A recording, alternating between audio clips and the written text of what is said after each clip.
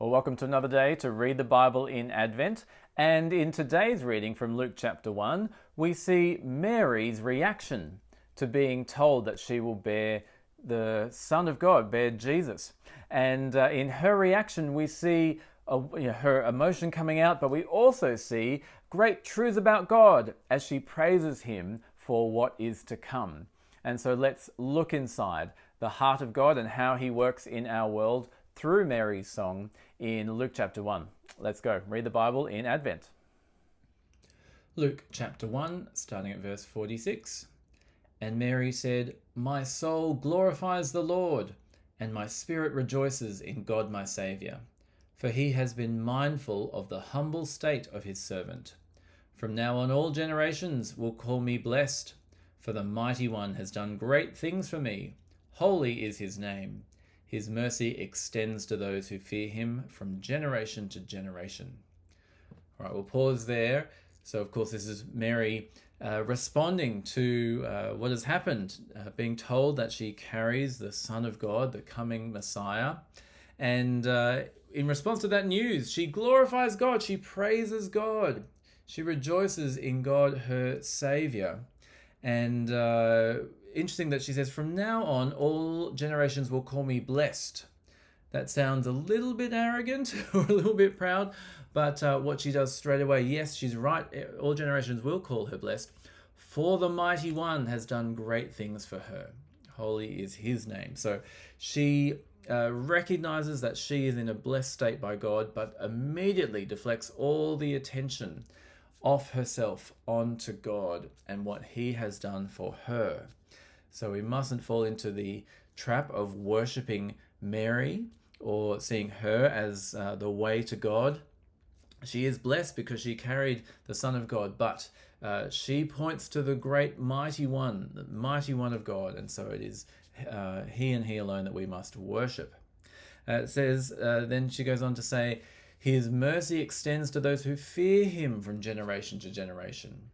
That's the response of the faithful. It's to fear God. We've come across this so far in Read the Bible in Advent.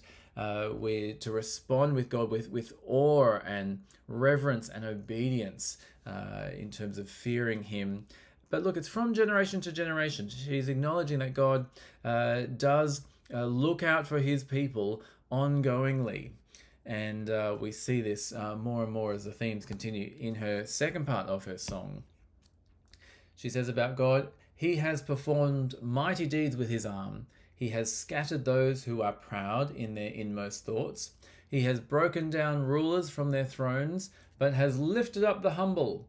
He has filled the hungry with good things, but has sent the rich away empty.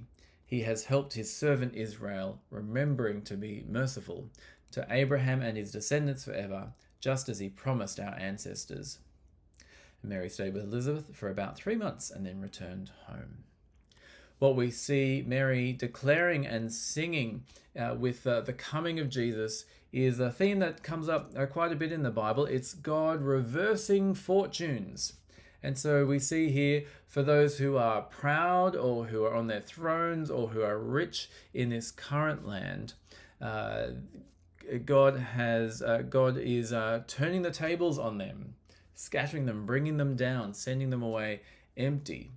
So for those who are proud against God, it's not saying that everyone who's rich will be brought low, but it's saying that those who are big in this world and not for God, they will be brought low. But also, the humble are lifted up, the hungry are filled.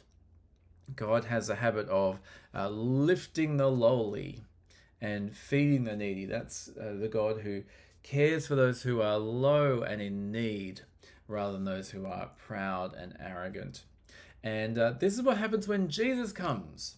With the news of Jesus, Mary sees the reversal of fortunes happening again.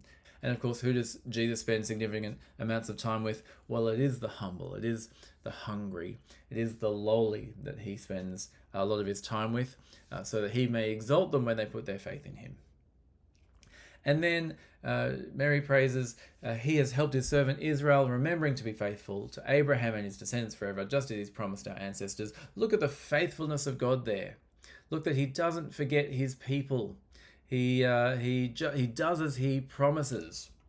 And so, from all of this, from us today, if we are in a lowly state, or if we are struggling to trust the promises of God, listen to the reaction of Mary, reminding us that God turns the tables, reverses fortunes, and he is faithful to his people. So keep your trust in Jesus, keep looking to him, and know that we have a powerful God who will deliver on his promises.